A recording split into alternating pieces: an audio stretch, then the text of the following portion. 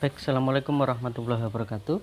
Hari ini saya akan bicara terkait dengan perkuliahan seminar sejarah yang mana kelas 2 apa yang kelas B hari ini presentasi, tapi saya agak kecewa karena hari ini yang presentasi sudah mati-matian mencoba mempresentasikan, cuma antusiasme dari teman-teman mahasiswa sangat sedikit sekali. Saya sampai meng-cancel beberapa kali hari ini, cuma kalian kayaknya sudah tidak ada giroh untuk kuliah.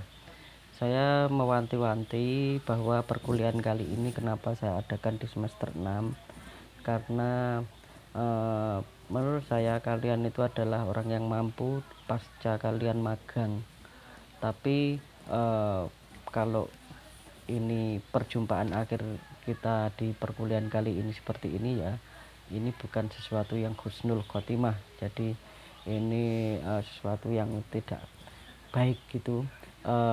Tapi bagaimana kalian bisa semangat, coba tolonglah kalian semangat. Saya lihat historinya kalian di WA itu ada yang masak, ada yang malah buat status-status alay dan sebagainya. Terkesan itu tidak menghargai teman-teman yang hari ini presentasi. Seperti itu. Dan saya mewanti-wanti teman-teman kelas semester 6A, semester 6B dan sebagainya.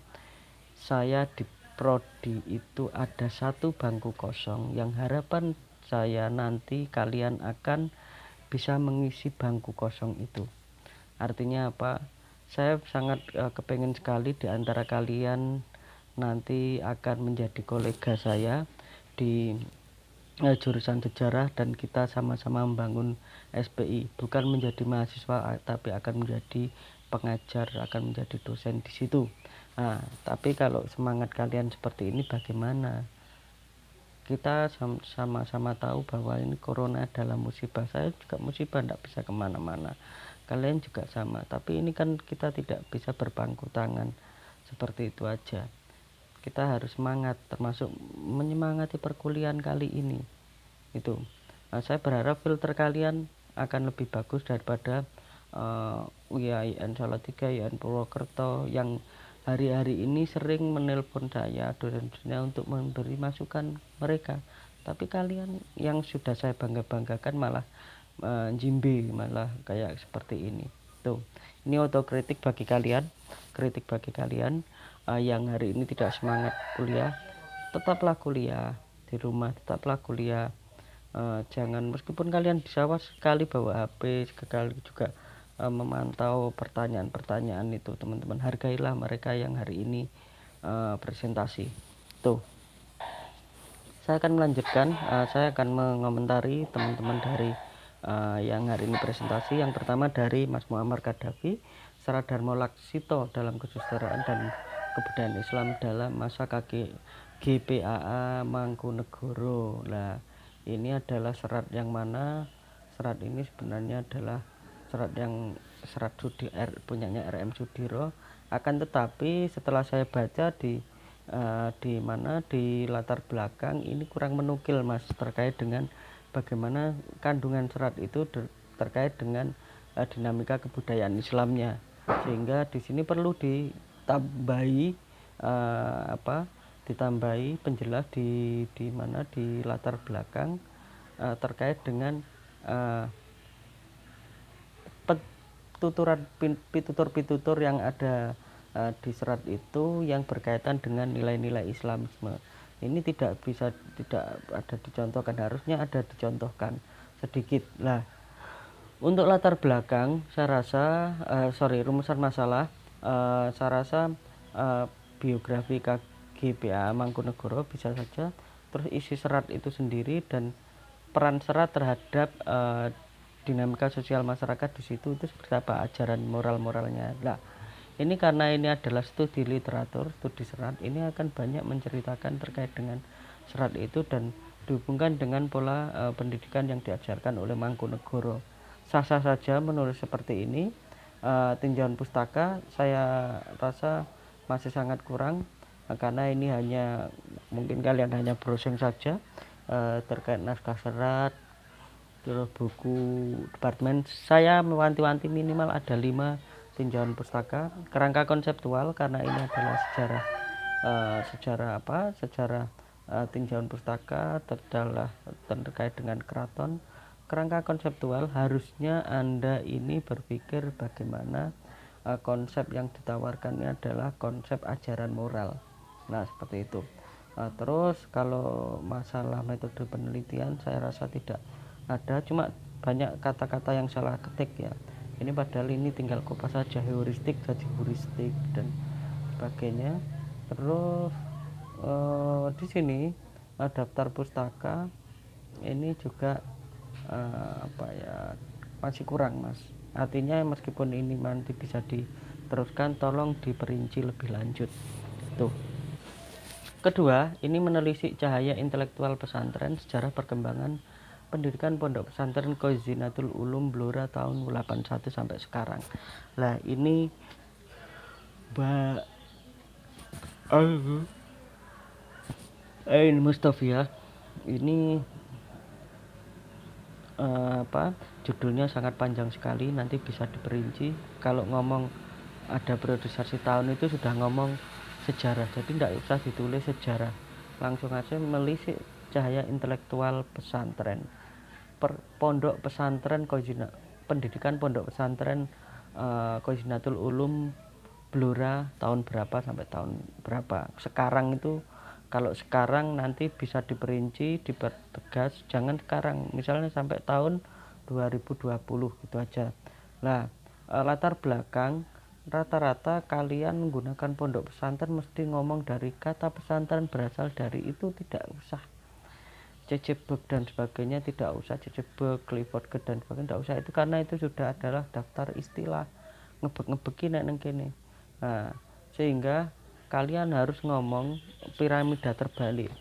Bagaimana pesantren-pesantren terdirikan di Indonesia, kemudian menukil dari munculnya pesantren tua sampai kemudian muncul pesantren-pesantren yang ada di Blora. Salah satunya adalah pesantren Khazinatul Ulum. Itu ini model piramida terbalik, tapi ini tidak seperti itu lah, meskipun ini sedikit lah di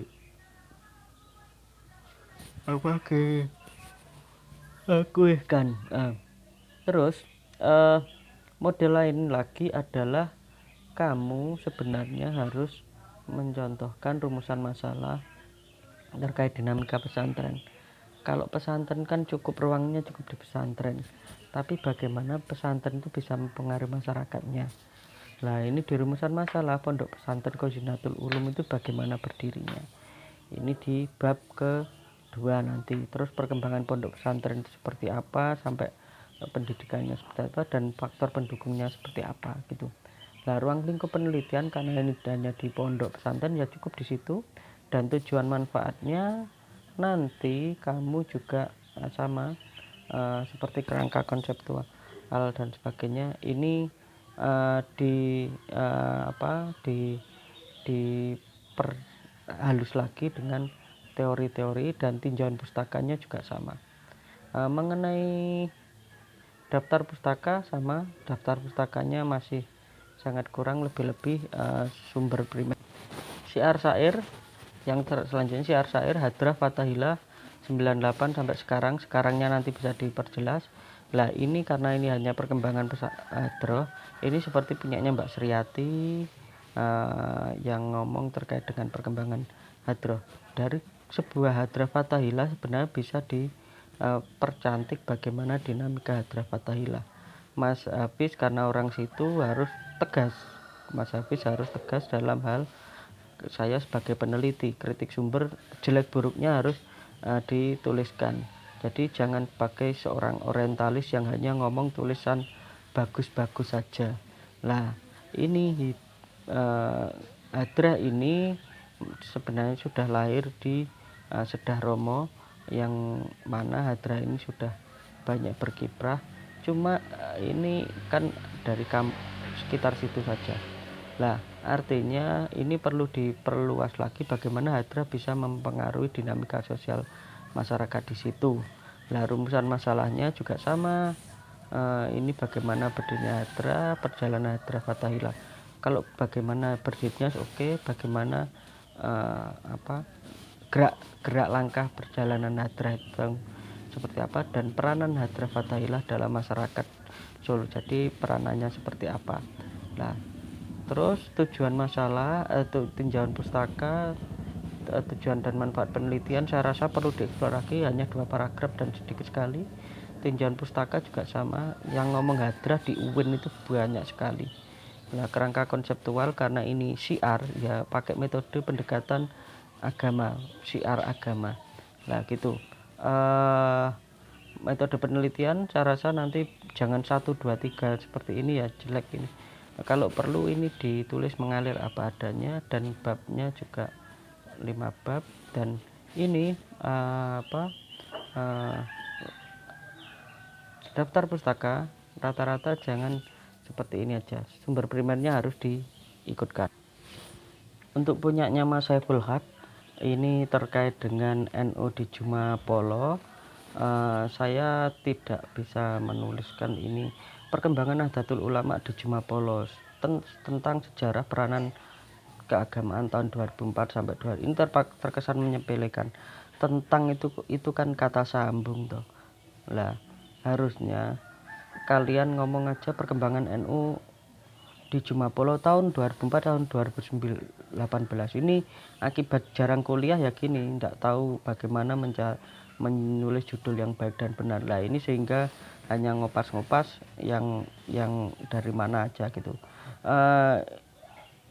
Tulisan yang di latar belakang pun juga sama, banyak kopas. Saya tidak kopas semua, rata-rata banyak kopasnya.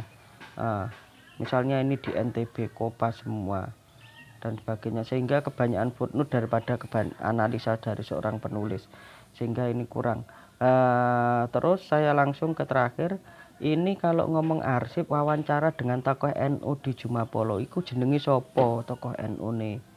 Ndak kayak gini, arsip NU itu seperti apa arsipnya, kalau perlu difoto di sini, dimasukkan di lampiran. Ndak seperti arsip surat keputusan MPJNU, itu ada nomornya tiap surat itu. Ndak seperti ini, ndak terpesan ngawut seperti ini. Ini bisa diteruskan asalkan ini diperinci. Kalau ndak diperinci ya hanya ala kadarnya seperti ini. Terakhir ini tadi ada punyanya Awalia Rahmatika Amaila Samawi. Tika ini ngomong terkait dengan bagaimana wisata religi di Kota Bengawan, Habib Ali Al-Habsyi dan pengaruhnya bagi pasar Kliwon. Sebenarnya ini nulis ini mudah-mudah sulit, tapi datanya ada enggak, karena ini wisata religinya di Habib itu terkesan seperti itu aja, dan mungkin baru rame ketika haul lah gitu. Mbak Tika ini bisa nulis seperti ini, saya dan sebagainya, tapi perlu dipertegas bahwa ini ada datanya. Saya di sini saya mempercepat aja, di sini tidak begitu paham data-data yang Mbak Tika sebutkan. Ini semua adalah sumber primer, sumber sekunder, dan nulisnya tidak abjad. Kalau daftar pustaka itu abjad ya, dari yang A, yang B dan sebagainya gitu, abjad. Lah, oleh karena itu Mbak Tika ini bisa diteruskan asalkan ini bagaimana wisata religi itu bisa mempengaruhi wilayah itu dan ada datanya. Saya cukupkan seperti ini mungkin.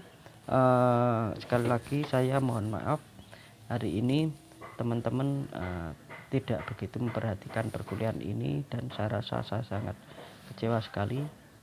Mau perjumpaan terakhir ternyata kalian mengecewakan forum kelas ini gitu. Terima kasih. Assalamualaikum warahmatullahi wabarakatuh.